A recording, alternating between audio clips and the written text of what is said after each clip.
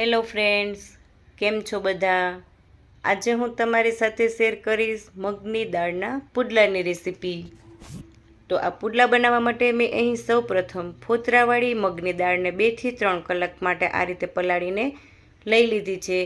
દાળ સરસ પલળી ગઈ છે. આ રીતે 2 પીસ પણ થઈ જાય છે દાળના. ત્યારે હવે હું દાળમાંથી એક્સ્ટ્રા પાણીનો ભાગ નીકાળી દઈશ અને એમાં હું તીખા લીલા મરચાંના ટુકડા, ત્યારબાદ આદું છીણીને એડ કરીશ. હવે આ બંને એડ કર્યા બાદ એને હું મિક્સર જારમાં પીસી લઈશ. તમે અહીં લીલા ધાણા ભાજી, લસણ કે કાંદા કંઈ પણ આ બેટરમાં લઈ શકો છો. તમને જે ફ્લેવર અથવા તો જે વેજીટેબલ ફાવે એ તમે અહીં દાળમાં લઈ શકો છો. તો મરચાં અને આદું એડ થઈ ગયું છે. ત્યારે હવે હું એને થોડું થોડું કરીને મિક્સર જારમાં લેતી જઈશ અને એને પીસી લઈશ. ફોતરા જે છે એ આ રીતે અલગ દાળમાંથી થઈ ગયા છે, પરંતુ એને આપણે નીકાળવાના નથી. એને ફોતરા સાથે જ દાળને આપણે પીસી લેવાની છે. તો આ રીતે એકદમ સરસ સ્મૂધ થાય ત્યાં સુધી આપણે દાળને પીસવાની છે અને એનું બેટર તૈયાર કરી લેવાનું છે.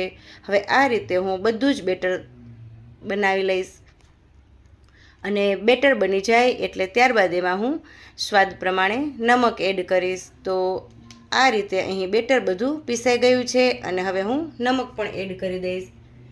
અહીં હું ઈનો કે સોડા એડ નથી કરવાની. જો તમને ફાવે તો તમે ઈનો અથવા તો સોડા પણ એડ કરી શકો છો, પરંતુ જો તમે નહીં એડ કરો તો પણ તમારા પુડલા સરસ જાળીવાળા થશે અને એ અંદર સુધી સરસ શેકાઈ પણ જશે. હવે નમક એડ કર્યા બાદ એને હું વ્યવસ્થિત મિક્સ કરી લઈશ. તો બેટર અહીં તૈયાર છે. ત્યારે હવે હું પુડલા સાથે ખાવા માટેની લીલી ચટણી પણ બનાવી લઈશ. તો એના માટે મેં અહીં ફુદીનો, ધાણા ભાજી, તીખા લીલા મરચાં અને મગફળીના બી તૈયાર કરી લીધા છે.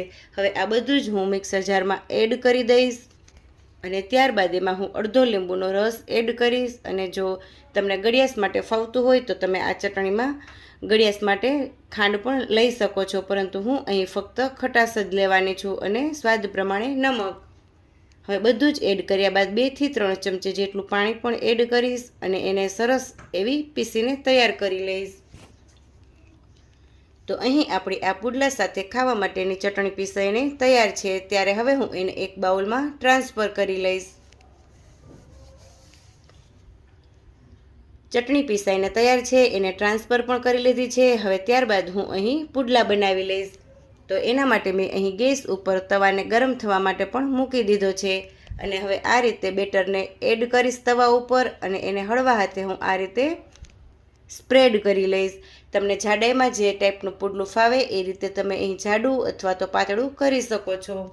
અને થોડું ઘણું આ રીતે શેકાઈ જાય એટલે ત્યારબાદ એમાં હું આ રીતે ઘી એડ કરીશ. તમે અહીં ઘીની જગ્યા પર બટર અથવા તો તેલ પણ લગાડી શકો છો.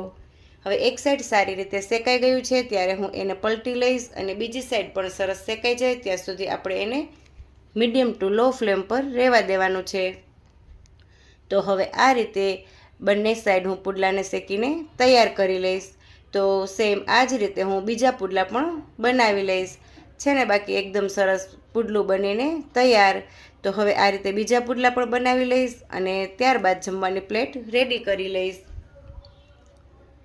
તમે અહીં જો સોડા અથવા તો એનો કંઈ જ એડ નહીં કરો તો પણ અહીં તમારા આ પુડલામાં આ રીતે સરસ એવી જાળી દેખાશે. અને જો તમને ફાવે તો તમે અહીં પ્લેન પુડલાની જગ્યા પર આ પુડલા ઉપર ચીઝ, ચીલી ફ્લેક્સ, ઓરેગાનો કંઈ પણ લઈ શકો છો. તો જો તમને મારા આ મગની દાળના પુડલાનો રેસીપી વિડીયો પસંદ આવ્યો હોય તો મારા વિડીયોને લાઇક, શેર અને તમારા ફેમિલી સાથે શેર કરવાનું ભૂલશો નહીં અને કમેન્ટ કરવાનું ખાસ ચૂકશો નહીં. છે ને મસ્ત એકદમ સરસ જાળી બનીને આપણા આ પુડલા તૈયાર થયા છે. તો પુડલા બની ગયા છે ત્યારે હવે હું જમવા માટેની પ્લેટ તૈયાર કરી લઈશ. આ પુડલા સાથે તમે ચા પણ લઈ શકો છો, પરંતુ મેં અહીં પુડલા સાથે તીખી લીલી મસ્ત એવી ચટણી અને દહીં લીધું છે. Thank you for watching and ફરી મળીશું પાછા બીજા વિડીયોમાં. ત્યાં સુધી આવજો.